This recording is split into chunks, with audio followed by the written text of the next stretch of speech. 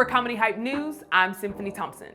If there's one thing the Wayans family style of comedy and In Living Color are known for, it's their outrageous, no-holds-barred approach to parody and satire.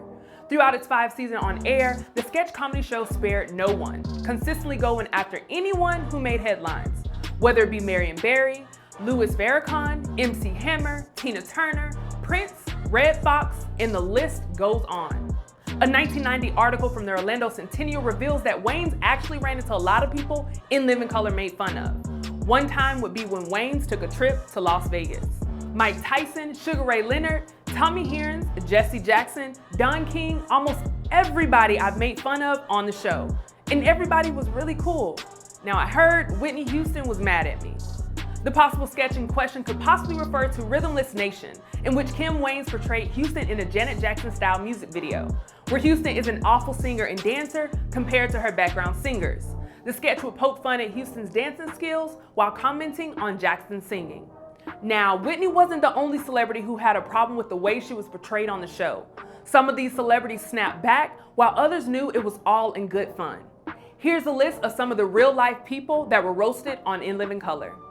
Arsenio Hall. As we all know, Keenen Ivory Wayans and Arsenio Hall were a part of the original Black Pack, along with Eddie Murphy, Robert Townsend, and Paul Mooney. As close as they were to each other, some found it surprising that Wayans would poke fun at Hall on In Living Color. Wayans even played Hall with a padded rear end. That's just something that he hates. He tries to hide it with those long jackets. In the sketches, Wayans would portray Hall as an overzealous, too excited talk show host that just had to remind everyone that Eddie Murphy was his best friend. Sorry, I get a little confused because you know Eddie is my best friend. And to all the white people out there who don't know, Eddie Murphy is only the biggest movie star in the world. And I know the black people sitting out there going, I know who Eddie Murphy is. I see Eddie Murphy on TV. Many tabloids and outlets reported that there was a rift between the two due to the jokes, but Hall would clear that all up in a 1990 interview with Ebony magazine. That absolutely has never been true. Not only do I not think the skit was mean-spirited, there was a part in it that they took out that I thought was hilarious and should have been kept in. According to Hall, the original joke was cut involved a message that read, "Hello Eddie" on the soles of Hall's shoes, and would raise his feet to show the message every chance he got. The joke commented on Arsenio's frequent on-air reminders that he's best friends with Eddie Murphy. How can you not laugh at somebody with "Hi Eddie" on the bottom of their shoes? Besides, I don't write for In Living Color. So, how do I know this? Because I talk to these guys constantly. According to the New York Times, a 1990 article claimed that Hall had called Keenan's impression a vendetta against him. 2 months later, the magazine reported that Hall had banned Wayans from his late-night talk show. However, in December of that same year, Hall cleared things up and stated publicly that he wasn't offended at all. Shahrazad Ali. In 1989, Ali set the world on fire after releasing The Black Man's Guide to Understanding the Black Woman, as it was put on bookshelves throughout America. It was also met with its fair share of criticism. The article states that Ali's main point is that Black women should submit to Black men. Now, that may sound like something many Black women want to get behind, but it's Ali's messaging that has folks on the fence. The Black woman's disrespect and rebellion against the leadership and authority of the Black man is a direct cause of the breakdown of our Black family. In the book, Ali states that there's never an excuse for ever hitting a Black woman anywhere but in the mouth, because it is from that hole in the lower part of her unbridled tongue is a main reason she cannot get along with the Black man. She often needs a reminder. This does not mean that she needs or wants to be battered or beaten to a pulp. However, if she becomes disrespectful and viciously insulting to the Black man, there is a penalty. The author is not advising when in doubt, knock her out. To beat the Black woman or injure her, or to strike her with a closed masculine fist is forbidden. For the Black man to become impatient and just beat the hell out of a Black woman is savage and uncivilized behavior that is not recommended. In 1990, In Living Color couldn't resist commenting on the book in a humorous way. Cast member Takia Crystal Kemal portrayed Ali. And it's every Black man's right to slap a Black woman in the mouth. You've seen her on Sally Jesse Raphael. Oh, mine. A Black woman should not complain about sharing her Black man. Don't deny you denying. The sketch was a commercial parody announcing that the controversial book has now been turned into a how-to video.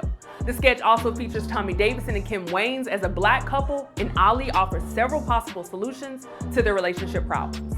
So I got no dinner. Now, what would you do in this situation? A, take her out to a nice restaurant. B, have dinner at your girlfriend's. Or C, give her an open-handed slap in the mouth. The answer, of course, is C. A good slap in the mouth will train your black woman not to put her trivial concerns over your need. In 1991, Ali was interviewed for the series Vibrations, where she spoke on the book in the In Living Color sketch that poked fun at her. Ali thought the sketch was hysterical and she considers it a compliment. They could not have done it and been successful if they hadn't assumed everyone, first of all, knew who I was familiar with the book. So, that was excellent penetration, I felt, of the media. I had reached some goals and I had called to thank him and told him I wasn't angry and he wasn't sure. But I just thanked him and sent him an autographed copy of the book. Spike Lee. Spike Lee is known for getting into it with everyone who doesn't meet his standards when it comes to quality entertainment. In an interview with The Hollywood Reporter, David Alan Grier confirmed it. Spike Lee hated the show. He got really mad at us because he thought we were over the top about Do the Right Thing. He did not like us making fun of him. People would get angry when we poked fun at them. Arsenio Hall too. Anybody that we really poked fun at. In the second season, In Living Color aired a sketch called Spike's Joint, where Tommy Davidson played Lee and he ran his own store filled with Spike Lee memorabilia. Items sold included Spike Lee's Mo Better Butter and Spike sneakers. Spike dealt with several angry customers in his store throughout the sketch. You get a copy of School Days with that. Oh, that's okay. It's free. Oh, it's free? Free. That's okay. The implication being is that Lee is merely a huckster, packaging and branding revolution, turning it into a cheap commodity to sell to mostly white people. It pokes holes in Lee's blacker-than-thou persona and dares suggest he's a sellout. In that same book, it is revealed that Spike didn't appreciate the sketch. He ran into Keenan and confronted him. In an interview with Playboy magazine, Lee explained that his issue with the sketch came from the fact that Keenan's writing staff was mostly white. They had 13 writers, and 1, 3, or 4 were black. The rest were all these Jewish kids that went to Harvard. He came up to me at a party and was chastising me for making fun of him. I just let him know everybody gets it. You're not special. When you do your thing, nobody dictates you. When I do my thing, same here. I love you, but you're gonna get it. And the lampooning didn't stop there, as Do the Right Thing was one of the films reviewed for being on film with Damon Wayans and David Alan Grier. Spike Lee would say, man, that's not what it's about. Mike Tyson. Mike Tyson was paired in the very first episode of the In Living Color sketch called The Love Connection. The sketch was focused around a dating show with the same name where the contestant Robin Givens was presented with a few dating options. One of them was Mike Tyson, played by Keenan Ivory Wayans. Wayans would imitate Tyson's high-pitched voice, squinty eyes, and also had a poor speech pattern and spelling abilities. Tyson was frequently made fun of on In Living Color, appearing in several sketches throughout the years.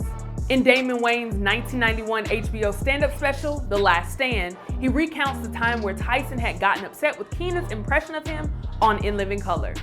And I was just nervous, and Mike grabbed me. He didn't hit me, he grabbed me and bit me.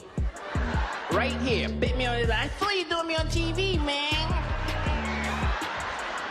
I didn't like that, funny man. No one was spared when it came to In Living Color, and that's how the show maintained its controversial reputation. It's common for any sketch show to have pop culture satire, entertainment, and whoever is in the news at the time. The fact that Keenan and the rest of the In Living Color staff were fearless and didn't back away from any potential backlash adds to the show's legacy, and it's why we miss it so much. What was your favorite In Living Color roast we didn't mention? Let us know in the comments below. Stay up to date with the latest in news by subscribing here to our YouTube channel, follow Comedy Hypes across all social media, and look out for some original content on our brand new streaming service on comedyhype.com. For Comedy Hype News, I'm Symphony Thompson.